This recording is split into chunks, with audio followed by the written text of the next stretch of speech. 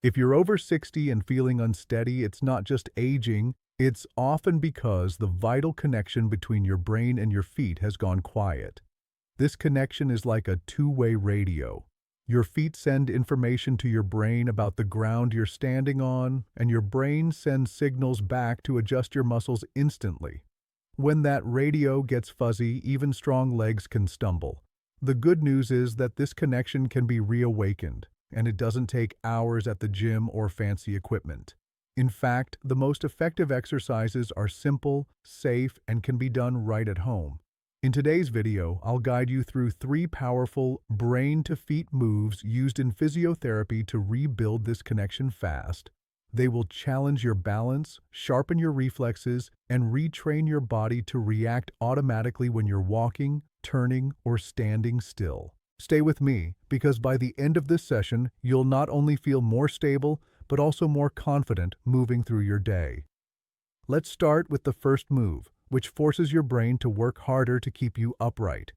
Even when your vision is tricked, stand tall with your feet hip-width apart. Slowly shift your weight onto one leg and lift the other foot just a few centimeters off the ground. Before we even move our head, check your posture. Your standing knees should be soft, not locked, and your shoulders relaxed. Now, here's where this exercise gets powerful.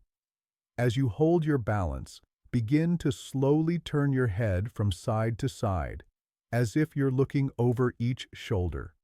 The movement should be smooth, steady, and controlled. Why does this work so well? Because when your eyes and head move, your inner ear and brain receive new signals about where you are in space. If your balance system has gone quiet, this forces it to wake up and react. You might notice that the moment you turn your head, your balance feels less certain. That's not a mistake. It's the point of the exercise. You're training your brain and your ankles to adjust instantly to small shifts in your center of gravity. If it feels too difficult, keep your head turned smaller or move more slowly. Safety comes first. Stand near a sturdy chair, countertop, or wall so you can catch yourself if needed. If you lose balance, simply place your lifted foot down and reset. Over time, aim to hold the position longer, make your head turns bigger, and reduce the amount of support you use. Here's a simple progression. Level 1. Hold the position without turning your head, just finding your balance. Level 2. Small, slow head turns while focusing on an object in front of you. Level 3. Larger, quicker turns, keeping your body steady. Level 4. Combine head turns with looking up and down for a full challenge. Start with 20 to 30 seconds on each leg, repeating 2 to 3 times. As you improve, extend your time or close your eyes briefly to increase difficulty. The goal is not perfection, it's progress. Every small wobble is your brain learning. This single exercise can make everyday movements like looking for traffic while crossing the street feel safer and more automatic. Next, we'll step into a move that trains your feet and ankles to react instantly when the ground changes beneath you. Find a strip of firm foam or a folded exercise mat long enough to take several steps. Place it on the floor in a safe, open space. Stand tall at one end, feet hip-width apart, and keep a wall, countertop, or sturdy chair within arm's reach. The goal is to walk heel to toe along the foam, just like walking on a tightrope. Place the heel of one foot directly in front of the toes of the other, then slowly shift your weight forward. As you step, focus on keeping your body upright and your eyes forward, not down. Walking on foam changes everything. Unlike a solid floor, the surface will move and compress under your feet. This challenges the small stabilizing muscles in your ankles, your hips, and even your core, forcing them to make constant micro-adjustments. These micro-adjustments are exactly what protect you from stumbling on uneven sidewalks, lawns, or carpets. If you're just starting, move slowly and pause briefly with each step to regain your balance. As you improve, take more continuous steps without stopping. Aim to keep your steps narrow so your feet stay aligned in a straight line. If your balance wobbles, that's expected. It means your sensory systems are working hard to stabilize you. Here's a suggested progression. Level 1. Walk heel to toe slowly with light fingertip support from a nearby surface. Level 2. Walk without support, pausing after each step to steady yourself. Level 3. Walk continuously, eyes forward, no pauses. Level 4. Walk while turning your head side to side, simulating real-life distractions.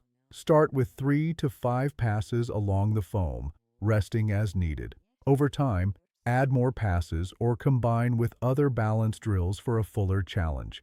Remember, safety always comes first. If you lose balance, step off the foam to reset, rather than trying to recover mid-step.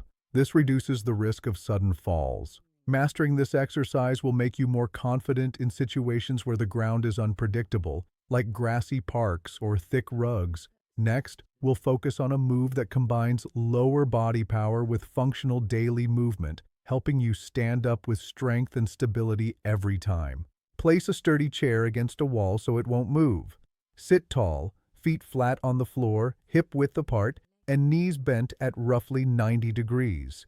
Keep your weight evenly distributed between both legs. Extend your arms straight out in front of you at shoulder height, palms facing down.